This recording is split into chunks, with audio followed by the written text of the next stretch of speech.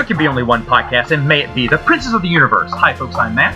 And Bruce could not be here today because he is lame and doesn't respond to my text messages. But that's okay, because I finally got someone on here that I think a few of you would like to hear from. And that is Mr. Joe Bongiorno. Joe, thank you for joining us.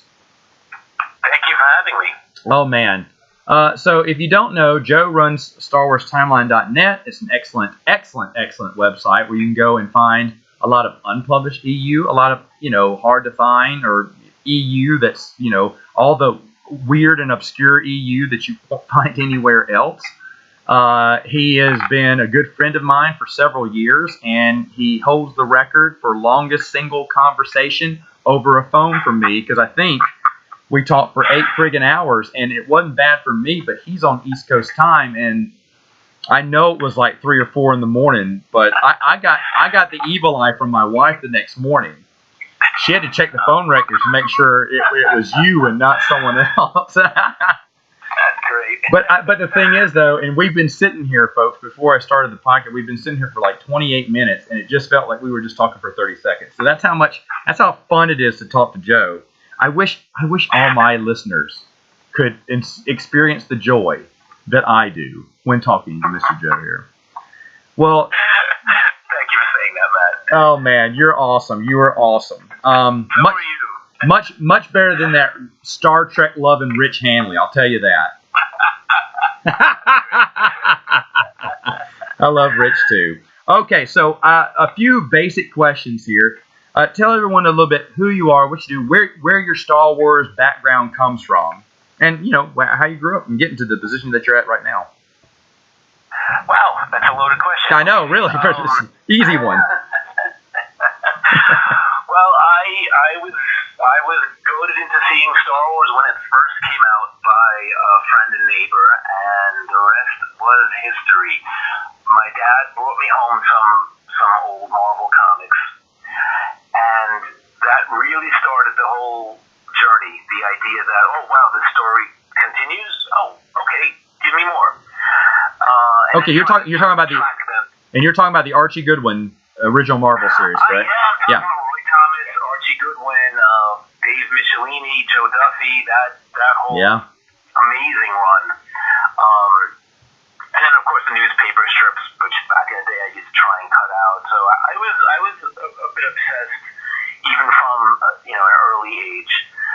And then Return of the Jedi came out, and some of those fires were dampened a bit. But I was a bit older, and I was sort of getting into other things, music and literature and different things. So Star Wars kind of was at an end for me until Dark Empire came out, and I saw that cover on the shop wall, the comic book shop wall of I think it was issue 3 or 4, with Luke sort of dressed in black and his eyes rolled back in his head. I said, "What's that? What does that mean?"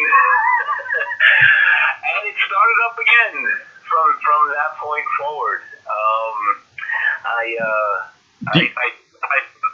Go ahead. No, do you know I spoke to Dave Dorman, and he said there's a reason he was brought in for that, because that's what you just explained. Like, you saw the cover and you stopped and went, "What is that?" He said that was his job, was to get you to look at the cover and go, "I got to pick this up and see what it's all about." He said that's what he got hired to do for Dark Horse. Well, it worked. Yeah. He did a magnificent job.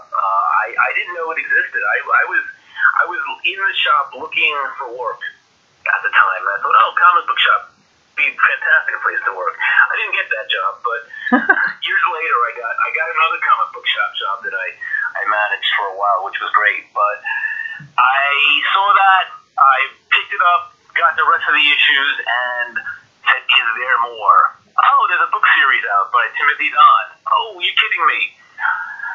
Went and grabbed those, and the job I ended up getting was at, I think was it Barnes and Noble or B. Dalton or Walden Books? So one of the three, because I've both three chains. Yeah. And so I ended up, when new Star Wars books came in, I got them first, which was nice. It was just a little bit of a thrill there, and it it was from that position, and literally in that store, that I first called up West End Games and Dark Horse Comics. And the reason I did that, and this is going back again to my sort of obsessive, sort of OCD mind, was I had constructed a timeline of events because I really couldn't find one online that I liked that included everything. From the old Star Wars comics and the old books and the new stuff. There were a few out there, and that's incidentally how I ended up meeting Rich Hanley and chatting with Jason Fry, because they kind of had their own things, and Mike Beidler, he had his own site. But I wasn't 100% happy with some of what they'd done, and I was a big proponent of the old Marvel series, and I thought, all right, well, this is old Star Wars, it all belongs on one, cohesive timeline.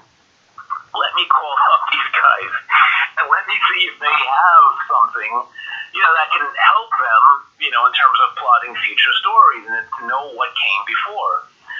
So, with that sort of approach in mind, that I called up West End Games and spoke to Bill Smith, and I called up Dark Horse Comics and spoke to Bob Cooper. And to their credit, they were great. They entertained they entertained my ideas and thoughts, and I sent them, my timeline, and they apparently appreciated it, because I got sent books and I got sent comics, in sort of in quote unquote payment, which was nice. I wasn't looking for that. You were living my dream. And I went a step further with West End Games, and I pitched an idea, which Bill Smith accepted, and I went about writing my first sort of RPG adventure. Now, although that never got published at the time, I did get paid for it, and I ended up joining through Rich Hanley this group, the SWFA, Star Wars Fanboy Association. Yes, the name was meant ironically. And that's at the time, that's where I met Dan, and Pablo was part of the group, and a lot of guys who went on to become sort of bigger names in the universe. It was sort of kind of like a place where everyone could sort of get together and gripe, because a lot of them hadn't been paid for the work they did. But because I had asked for books, I was the one who got paid but didn't get published, so it was like an opposite situation. Yeah, and one thing sort of led to another, and Rich and I ended up teaming up to write a piece for Star Wars Gamer called, it's got a very long name. Unfortunately, most of the titles I've written don't ask me why.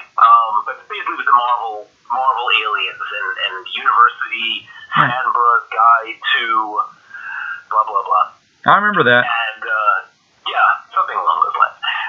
So we again, Marvel was kind of not being covered as much back in the day, and that was like a sticking point with me, because I was such a big fan.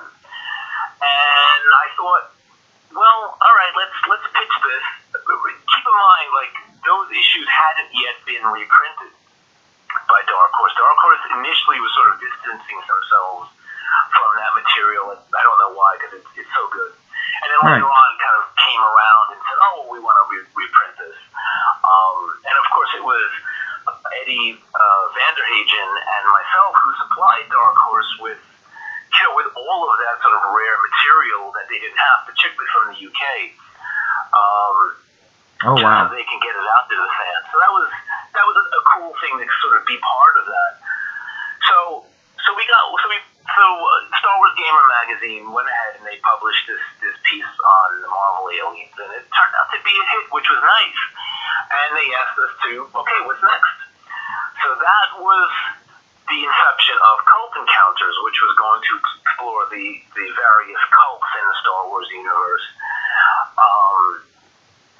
Again, with an eye towards Marvel UK specifically.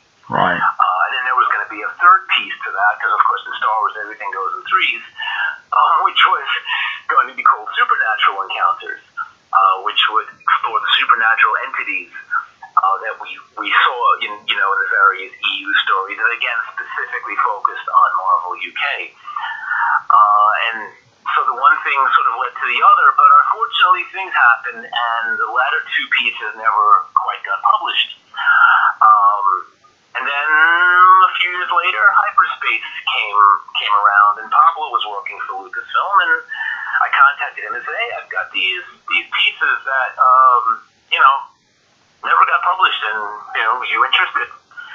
And his response was, "Absolutely. In fact, that's what I've been wanting to do with this new Hyperspace thing." So I was like, "All right, cool," and went forward and sent the two pieces in, which was great. And then Hyperspace was unceremoniously canceled. Right. So I was like, "Oh wow, all right, here we go again." But it refused to die. And I have to credit some of my editors, for kind of pushing me to sort of keep at it. And so with the Star Wars blog, it was once again I approached Lucasfilm and said, "Hey, I've got this stuff. Are you guys interested?" And they were like, "Yes, it sounds great." And then once again, the sequel trilogy emerged, and that sort of took precedent, and that was going to be Lucasfilm's focus, which is great. I mean, that's fine.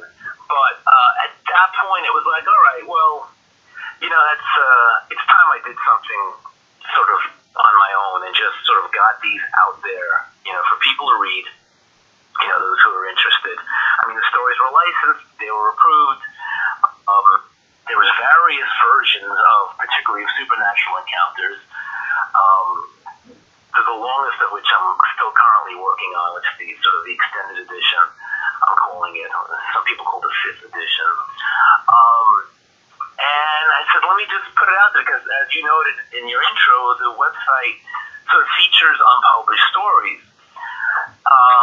So it seemed like the right place to just sort of get it out and see what people think. And I've gotten good responses, so I'm content with that arrangement. Yeah, and a lot of hard to find stuff, unpublished stuff. I mean, you're someone who contacted Tennessee Flint for Heart of the Jedi. Ryder Wenham's third, yet but unpublished, Adventures in Hyperspace. Correct. The last two adventure journals from West End Games, which never got published. Yep. So there's a lot of good stuff there. It's true. Thank you. I've been fortunate in that I guess because I've been a little bold in contacting people, as have you, and said, hey, look, guys, here's a place. If you want this story to be out there, here's a place for it to live. Yeah.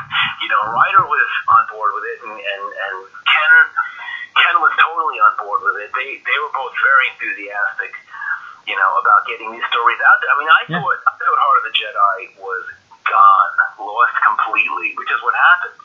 Yeah. What no one understands that back then digital technology didn't exist. It was on your A drive, your zip drive, for crying out loud.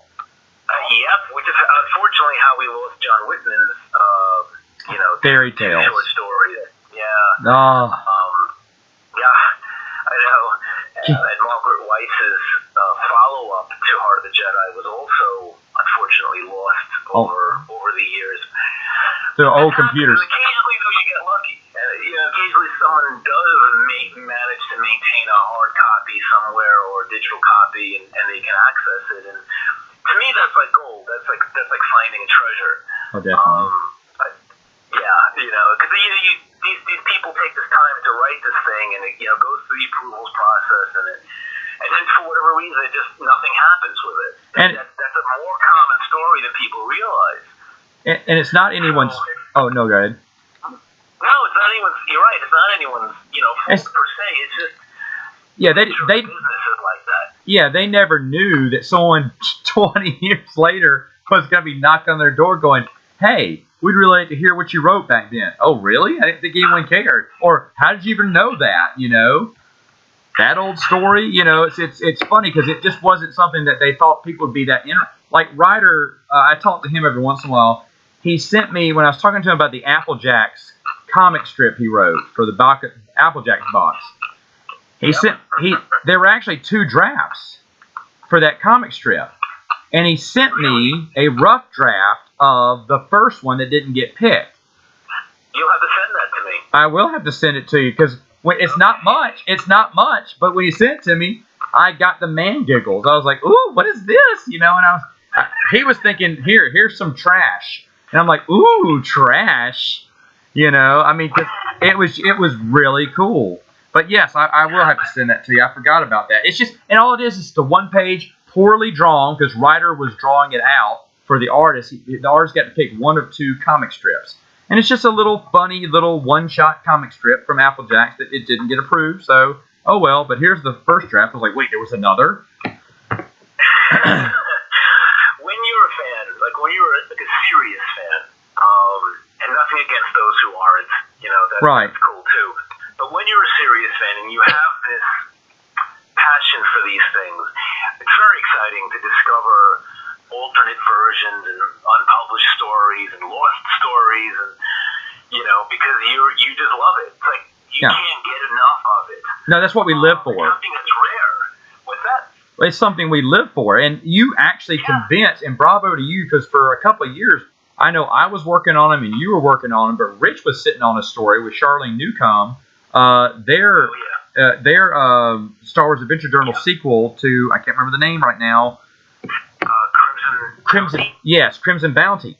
And he was like, I don't know why you would want that. It's probably not any good. And I remember telling Rich, I said, Rich, because he's a big Star Trek fan, like I said, he had watched the original, he got the original series DVDs that had the never-before-seen uncut footage from the original show. And he said watching it was weird, you know, because it's like, here's our actors doing new scenes he'd never seen before.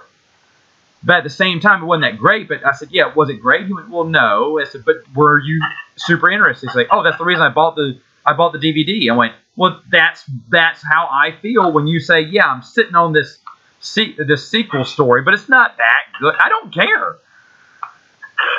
I just want to see it. You're the one who convinced him to let me publish that, because I had asked him several times previous to your conversation with him, and he's like, nah, it's not very good. Nah, I don't want anyone to see that. Nah, you know, I'm not going to hound him. So I let it go. And then you did. And then he turned around and he was like, all right, but let me fix it first. Do what you got to do, Rich, because all I care about is that the story's out there, fans get to read it, they're going to be excited. If they've read the preceding stories, you know, with these characters, the idea that there's another one that was written, hell yeah, you know, they're not going to care. He's like, oh, my writing back then, which I understand. Yeah. My writing back then wasn't, you know, as spectacular as I would hope. The first time any professional does something, it's not their best. Like a chef's not going to be proud of his first dish he made at a restaurant. You know, I mean, so and no one. The good news is no one's going to fault you for that, because they should understand what we're seeing here. What we're seeing here is something you wrote a long time ago. You can do better. We believe you. But he told me when he and Charlene looked it over, they were kind of over. I mean, they made some changes, but overall, they were pretty proud of what they wrote. I said, well, yeah, you should be proud. Now write something else. Make me happy, Rich. Write for me. Write for an audience. It's funny because when I first spoke to him, I think he called me. I think it was you had contacted me about the Sequart book, and then Rich had contacted me next. And when I spoke to Rich, I was like, holy cow. I loved Idiots. First off, sir, I loved Idiot's Array. And he responded with, oh, okay, like, that's weird. Didn't know you knew me from that short story. I knew exactly who he was when he said hello. I was like, oh, it's the man who wrote Idiot's Array. You're not the only one to have that reaction. I told Rich this story, and I don't know how much he believes me, but I was in a random comic book store, one that I don't normally go to. I don't know where it was or why I was in there. It was a comic book shop, so of course I was in there. You know, I drive by, I'm like, ooh, new comic book shop, let me go in. And I was just chatting casually with one of the customers there, and I saw he had some Star Wars comics, so I said, oh, that's cool, you're into Star Wars. What's your favorite story? And what does he It's a Ray. No way. Oh, really? I said, that's my friend Rich Hanley's story, and I don't think that guy believed me either. So when I told Rich, he was like, "No." I'm like, "Yes, it's possible." It was. It's true. It happened. It was my favorite hyperspace story because I'm a big Lando fan, and Lando, for the most part, got ignored. I mean, he was in a lot of Bantam stuff, but after a while, they figured, we'll drop him. I was like, no, he's a fun character too. He's a single Han Solo. That's got to be fun. And so I was happy. And so Rich is like, that's not what I really want to be known for, I'm sure, but thanks, kid. But yeah. Take what you can get. Yeah, exactly. Let me ask you this though. Going back, I'm getting off topic here, but going back to Supernatural Encounters. When can we expect that finished version? Matt, I've learned my lesson, and I'm not going to give a doggone it. release date again. I know. I messed up. You gave us a hard date. Yeah. There's a lot of work that's involved in it. Some of the scenes that are being restored to it are really just rough drafts.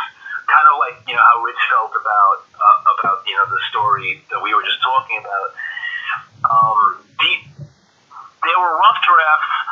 They didn't get the polish that sort of the rest of the manuscript did. And then, additionally, when you're putting something back in, you have to sort of see how it weaves properly in with the rest of the narrative. Right. Not everything has to, but certain things do, and certain things should, and were intended to. So there was a lot that was cut, more than I had realized. Some things that I thought were lost. Speaking of lost, stories, because I've had computer crashes where things were lost. So it's a lot of work, plus the endnotes, which currently number at 500. And I'm not even done adding them. So that turned into a bigger thing than I had anticipated. And the third part of it is artist Chris Cole and his work. So he's been producing. Yeah. So in case some of you guys don't know what I'm talking about, so we did a fundraiser, and the way it has to work. With Lucasfilm, they basically leave you alone, when it comes to this kind of thing, so long as there's no profit behind it, which is cool. So we did a fundraiser, and we raised money for the site, which we're applying towards paying Chris for artwork to illustrate Supernatural Encounters, the extended edition, what to me is the sort of authentic edition. Yeah. And he's been doing these like masterpieces. Like each painting is this gorgeous, amazing thing, like sort of exceeding even like my expectations of what it could be. Yeah, it's been really cool. So that process has also taken longer than any of us, anticipated. Yeah. And so I don't want to rush him, because I sort of feel like you don't want to, you don't want to rush that process. You don't want the artist to feel like, I've got to get this done, Yeah. It's not like there is, it's not like, well, all right, Lucas said, Phantom Menace needs to be out by this date, and that date is locked in stone, Well, that's what hurts a movie. Yeah. And you're not going to get the best out of your artist if you give him this timeline crunch. I would also like to add a fourth point. A fourth point is Joe's not getting paid for this, folks. He has to do real work too. Thank you, Matt. That is true. When I first wrote this story, I didn't have the responsibilities I do today. And it kind of haunts me a little bit, because I kind of long for that again. I wrote the first draft of Supernatural Encounters. I wrote in a 2-day period. It just poured out of me. Wow. Like I don't even know how physically that was possible, but it's true. It happened. You know, I slept for maybe 2 or 3 hours. I ate at the desk. The only breaks I had were for the bathroom, and I just wrote, and this thing just came out. Now, granted, the prep work for that, you know, which preceded that, had been, you know, a week or two. You know, so it was just going over, you know, the research material, and then of course, you know, getting it to a readable state, you know, was gonna be another few months. You know, it was like draft after draft. I must have sent probably, I don't know how many drafts. I just kept sending him different versions, which probably drove him crazy. But you know, I was younger then, and you know, didn't know what I know now, which is, you know, 2 days. Two writers, please don't do that to your publisher. 2 days, 3 hours sleep, eating at your desk. Did you take one of those limitless pills like Bradley Cooper in that movie? Oh, yeah, great series. Even better series than the movie, by the way. I just recently saw the series last year. I agree. The series is brilliant. Fantastic. Yeah, it really is. That should have continued. But anyway, that's another story. So I don't understand. I had the energy. I didn't have the responsibilities. I had the free time to just do it. And I wish I had that now. Because now it's like I've got to block out time. You know, I've got to like make concessions and arrangements and appointments with, you know, with family. Like, okay, guys, I'm going to be on the phone with Matt from this time forward. So whatever you need, hold on to it till I'm done. So it is what it is, and I'm doing the best that I can do to really get this thing out there, to get it to be really as perfect as it can be. And that's sort of the goal here, because again, it's ultimately it's for you guys. It's for you know, it's for the fans. You know, it's from a fan for the fans. And I know how hard I was on, you know, EU authors in the past, and you know, I'm doubly hard on myself to make sure that it's right. I understand. We just all can't wait, because I know it's going to be an excellent read, and I know when it comes out, it's going to be your best work, and everyone's going to appreciate it for that. Thank you, Matt. It's going to be my strangest work, which is no doubt. You're one of my proofreaders, so you know. I know. I got to. Yeah. You read an older draft of it. I made a note that you disagreed with.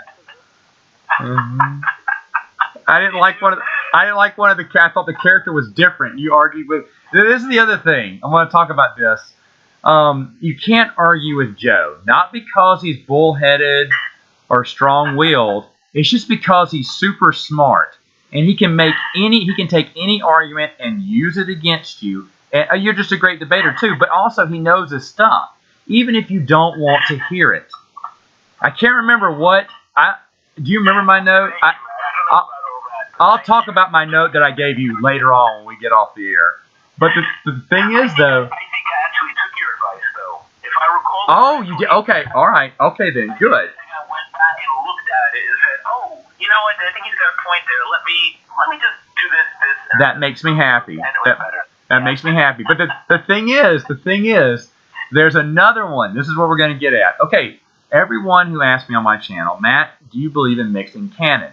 And because my YouTube channel is rated PG, I say, heck no. You come ask me in public where it's not PG, and I'll give you a stronger answer. I do not believe in mixing canon.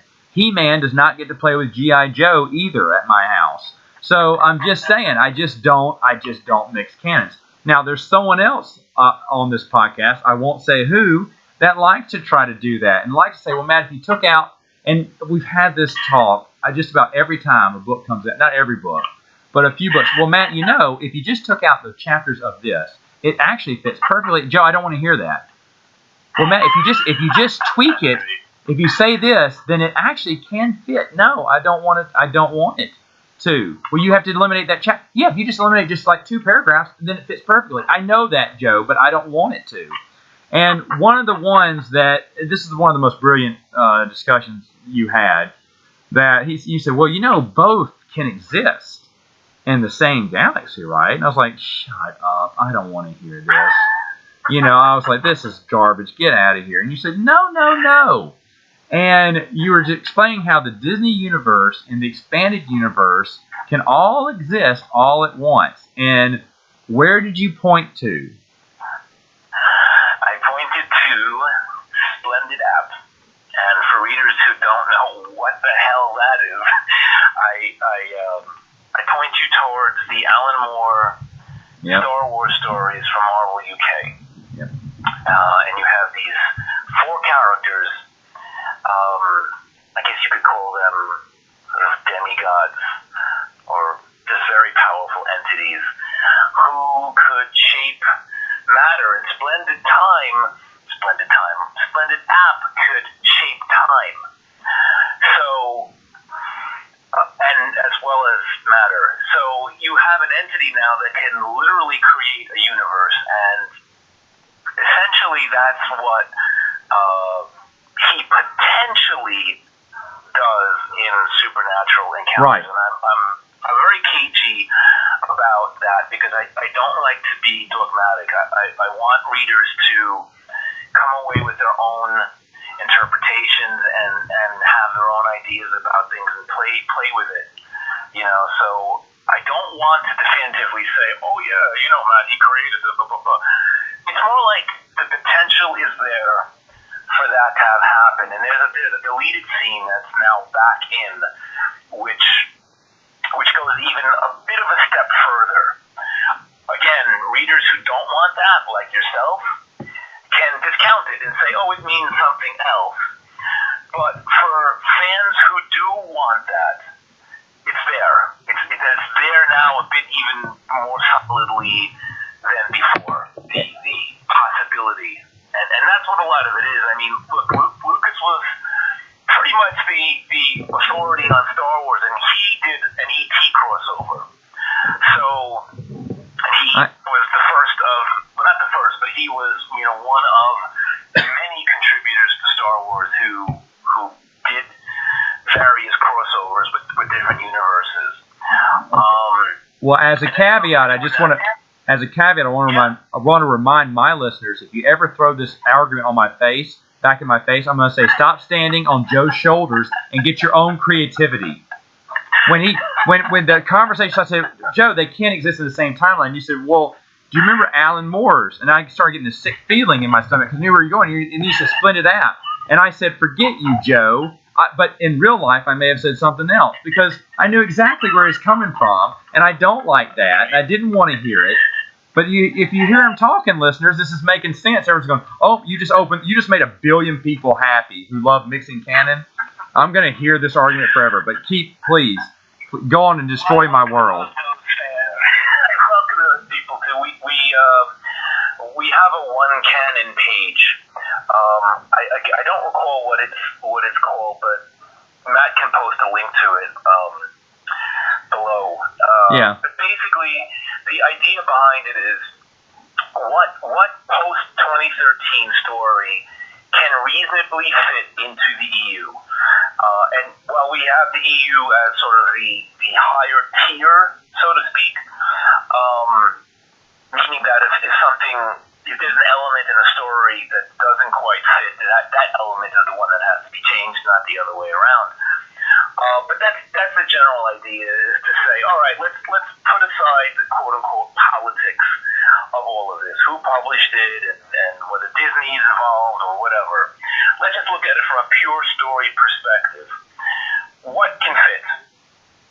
Okay, and then going from that standpoint forward, then we say, okay, well, this, and this, not that, maybe this, maybe that. And again, this is. And you also do that. We're not creating anything official here. It's just a fun way for fans who, you know, they like Rebels or they like something, and they say, well, I wish he could fit. Well, all right, he can, and here's how. Or that doesn't quite fit. Here's why. So it's a productive little group. There's no fighting. There's none of that. It's a fun place. Join us if you'd like to. And have fun with it. But so this is what it's all about. Like when with supernatural encounters and with a lot of the things I write, when you have respect for your fans and you care about what their strong feelings are on certain things, you try to not you go out of your way to not sort of offend that, because you are a fan, ultimately, right. and you understand what that's all about. This is something that I think those in Hollywood, perhaps need to learn a bit more. Fans are the lifeblood of this thing that you're doing, right. and you should give them respect. It's Yeah. It's not about doing fan service per se. That expression is sort of thrown around a lot. Fan service is how I define it. That's sort of like a cheap way of appeasing the fans. But when you do something that's truly for the fans, it's not fan service. It's just telling a great story that belongs in this world. That fits in this larger universe. That's really what I'm talking about, and so giving people the way out to say, all right, well, it could be this, it could be that. You decide. With that, things don't need to be quite as sort of hard and fast. Oh yeah. Unless again you want them to be, and if you want, great, then run with that. It's a different approach to tackling what are a lot of sort of complex little issues along the way. Do you proceed in this direction? How do you handle Luke Skywalker? Do where do you go with this character? So you guys are getting understanding what I'm getting at. Yeah. When I say that, there's a right way and a wrong way to sort of to do things, and my response to this whole mixing canon thing, in the words of Ebenezer Scrooge, bah humbug. But if you are, that is your place to go. That is true. Now, I want to ask you another question, a little bonus question. Put him on the spot here, folks. What unpublished material that you knew about or know about would you have liked to have seen posted on your site? Is there anything that you're like, man, we just missed out, or we couldn't get it, or that you're like, I really would have wanted to read that? A lot I know, like Sword of the Jedi was never quite written, because that would have been the first thing. But some of it was. They had a... Some of it was. Yeah. Some of it, but not enough for her to even, it was uncompleted, like very uncompleted. Okay. It's Christy Golden. Yeah. I think. I spoke to her about it. Yeah. Yeah. See, we're on the same page. William Dietz had a Clone Wars story that would have been cool to see. There's been a few. Escape from Dagu, but Bill is such a nice guy. I spoke to him either after or when you were speaking to him too, and I was like, "Hey, Bill, read that contract, brother. Read that. You don't owe them squat." But you know what? Of all the people, we had the same response. Of all the politest, he gave the politest answer. Yeah. He's a good guy. They don't quite get how it works. They think they're like perpetually in servitude to Lucasfilm. Like, oh no, I can't because then they'll come after me. They're gonna ask for that money back, Bill? No, they're not. No, they're not. Don't worry, buddy. Or here, give me Escape from Dagu, and I'll put by Matt Wilkins. There we go. That's how we'll get around that. And there were older stories too. Lee Brackett had apparently written, a Princess Leia story. Right. That's long gone. I don't know how long she got with that. You got Elaine Cunningham's Blood Oath. We tried to get that one. Yeah, but that's another one. It'd be great to see. Yeah. There's one or two. Was it Mandorla?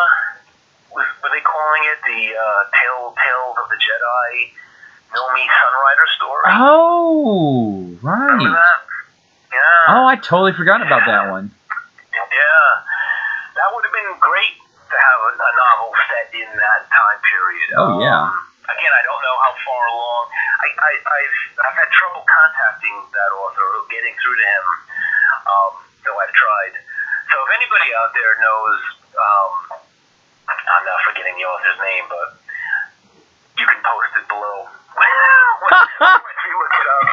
Wow. If anyone knows him, let me know, and cause that would be a great thing to see, to see online. That's It a would be. fantastic era. Oh, definitely it is. As the Old Republic is, that early era was a special one. It was the first time we went back in time and I can't. some great characters. If I ever did a top 5 list of stories I was dead wrong about, Tales of the Jedi is going to be up there, because I remember when Tales of the Jedi came out, I could be quoted as saying, "Who cares what happened 4,000 years ago? I could care less." I remember saying that. I said, "I'm not getting that." And then my buddy he collected. He said, "Dude, you really need to," because the two-part Freedom Nat Uprising had finished. And my buddy said, "Dude, you really need to read this." I went, "I will, but it's a waste of my time." I read the first 4 issues, put it down, didn't even read Freedom Nat, went to the comic book store and said, "I need all of these." I was so wrong. I could not be further wrong about that series. You're not alone. When the Adventure Journal started coming out, which featured stories that were going to be completely, nothing to do with the Skywalker saga whatsoever. My initial thoughts were also like, I'm not sure there's a point to that. I mean, little did I know. But that's because we were sort of very focused on that, The main 3, yeah. From the films. Yeah, and their stories, and we were younger again, True. a little less experienced, and just didn't realize the importance of the universe itself. Yeah. Expanding, being fleshed out, not just 4 or 5 individuals. And that's what West End Games showed us, period. They showed us different ways to look at this galaxy that I'd never thought about before. And I'll be honest, Fantasy Flight, to an extent, I got the first few until they officially flipped over to new canon stuff. But some of their old canon stuff that took place in Legends was brilliant, because, first off, they had to come up with new ideas that West End Games didn't think about, and West End Games thought about almost everything. But even Fantasy Flight, for the first couple of books, I was like, wow, they talk about early settlers on a planet and what it would be like in the Star Wars. I said, I've never thought about that. That is so interesting to me. They're mixing canon now, too, by the way. Just so you know. Yeah, I stopped getting the books, too, after they started that. I'm glad they warned me with Force and Destiny. They said, hey, going forward, this is new canon. I was like, well, screw you, except I didn't say fudge. Anyway, so I was like, I cut this out. I was like, no way. And but you know what? I am thankful. I don't know if I remember telling you this, but Force and Destiny has a retcon for the Filoni's Clone Wars in there. About that guy talking about, hey, I'm getting these news feeds, but they're incorrect. Why are they changing? And it was so confusing why they were changing bits of information. He didn't know why. Was it Compnor doing it? And when I read that, I was like, oh my gosh. And I called a buddy of mine. I think I gave it to you. I think I may have told you. I told a few people, say, hey guys, just to make sure I'm not interpreting this the wrong way, read this and tell me what you think this means. And the response was unanimous. I think this is a retcon. It's called the Clone Wars, Compnor propaganda at times. They switch things up, which can explain a lot of, inconsistencies. Because that's how... If I recall correctly, that was supposed to be, I don't know about that specific reference, but that specific retcon was supposed to be applied towards the Tartakovsky series. Really? Because that series didn't mesh well or at all with the lead-in novel, Labyrinth of Evil. The ending didn't. Yeah, the endings were messed up. Yeah, it was real messed up, as well as the concurrent web strips, evasive action, reversal of fortune, right. Those web strips was also led directly into Revenge of the Sith. So those authors coordinated with each other. Tartakovsky kind of went off and did his own thing and wasn't really interested in, what everybody else was doing. Right, and then Lucas was towards that series and was all about the Filoni series because obviously he was directly involved in it. So I think that retcon was initially meant for Tartakovsky. Oh, wow! Look at you trying to turn it against me. No, you're wrong. That's interesting. You know what, though? It's interesting because I asked the people at Fantasy Flight at Gen Con, I said, could it be interpreted for this? Now, to be honest, I don't know if I mentioned Tartakovsky's or Filoni's Clone Wars. I'll have to ask my buddy who was with me if I specifically said that. I think I just said Clone Wars, and they kind of slyly nodded. So now I need to ask them a new question. Which Clone Wars were they retconning? Shoot, it could be for both. It could be a way to explain. It's a perfect way to explain Evan Pale and, yeah. That's the big one. That right there. Right. I've never gotten the proper answer to. What's the deal with him? I mean, in the books, he's still... Yeah, he's still alive. Around, so, I tend to go with that. Those who go by the canon tiers would argue that no, because T-canon trumps... But the reason... But you're talking about, out of all of Tartakovsky's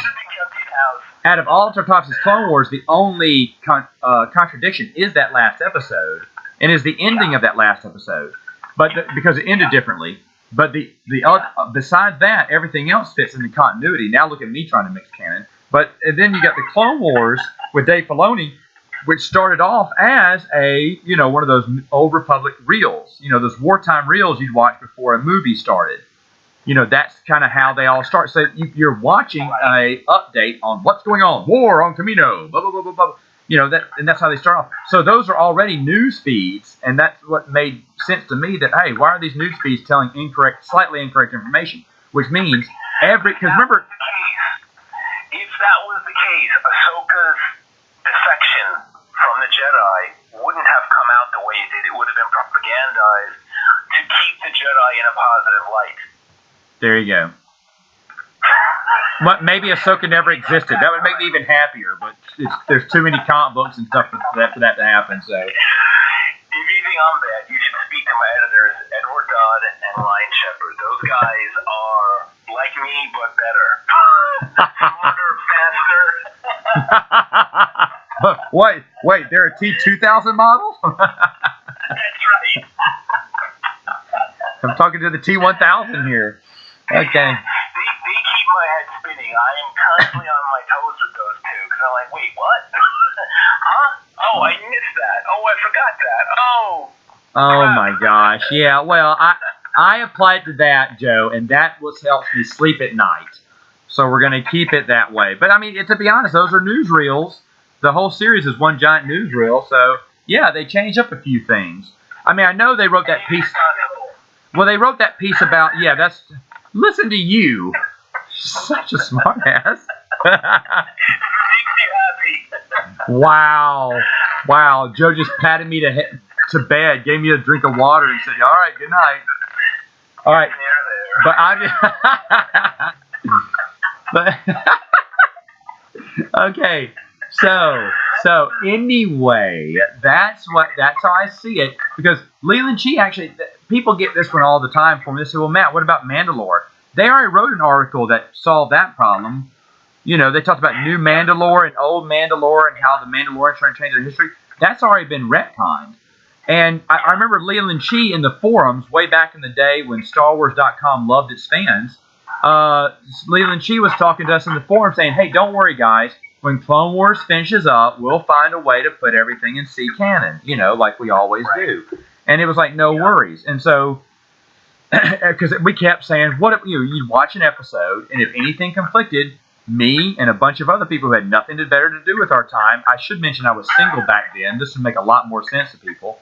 And we'd get on the forum, and we'd gripe and complain, and Leland Chee would go, well, first off, guys, get a girlfriend. And secondly, don't worry, we'll fix this. But he was too kind to say, get a girlfriend. So, he was too kind to tell us that. Though it was a different time period. It was a different. Now they won't even respond. If they did, it would be get a girlfriend. You man baby, you. It may be changing again. It may be changing with Favreau and Filoni potentially taking over the reins. Looking at 2021 now, when Kathleen Kennedy's tenure is up, we may see a change because they're both EU fans, and if you've seen The Mandalorian, you know they've been drawing heavily from it. I know. Which is a nice thing, and they've come right out and said, you know, as far as Favreau is concerned, even the holiday special happened. It all happened. So, which is a healthier approach than what we've seen in recent years. Okay, I can't wait till they. No, I can't wait till I read the next Star Wars Insider and they say, "Hey, did you know that? Have you read Alan Moore's comic books?" I'm gonna go, "Oh no, Joe got to them. Joe got to them." That would be nice. Oh, they would take it. They'd take it. They'd say, "Hey, yeah." They threw a shape, and here we go. We're back again. Great reference there. I'm telling you, I'm gonna be so pissed, but then I'm just gonna congratulate you because they took your theory. Well, they've got to do something to reunite a very divided fandom. I agree. And that's a sad, sort of almost tragic reality of what's been going on in the last few years, and divided on a lot of different areas. So, they've at least acknowledged that there is a divide, which is something we haven't seen. That is true. The official body. Right. They've come right out and said, yeah, there's a divide. We want to heal it. We want to breach that. We think this all happened. The expanded universe, all of it. So I love that, approach going in, because let's face it, the damage is done. Yeah. But now, how do you move forward from that? Yeah. No, that's true. And That's true. Everyone's happy. And how you move forward is to give Matt more legend stories. Make me happy. There you go. Hey, why not? Why not? That is definitely a great way to move forward. They did it with Marvel. I'm telling you. With issue 108. So how about we continue that? I just can't wait till you and Jason and David and Rich all y'all form a new story group. It's going to be like, and somehow World Peace is going to come out of this too. I don't know how, but it's going to happen too from all this. Baby Yoda, that's how. Baby. That is the key to it all. Remember that TV show Heroes? Save the cheerleader, save the world. Yeah, save Baby Yoda, save the world. That's how it's going to happen. Just like that. Well, Joe, I know you got your family waiting on you, so I'm gonna let you go. But thank you so much for being. This has been beyond fun for me. Me too. Definitely. We'll do it again. Yes. Yeah. Oh, yes. We have to. We have to, folks. You got to hear Joe talk. Please go to his website, StarWarsTimeline.net. Joe, is there anything else you need to plug? No, that pretty much covers it. No, not a thing. Facebook page. You're welcome to join on there as well. If you want to join his mixing Canon, awful rebellion, you can do that too. Just I don't want to hear about it. And if you if you want to send an email to Rich Hanley and say, man, Joe is so much smarter than you, we're okay with that too. That's great. Yeah, I'd be on board with that. Well, all right, folks. That is it for now. Joe, thank you once again for jumping on. You're welcome. Thank you. And, folks, we'll see you next time on Princes of the Universe.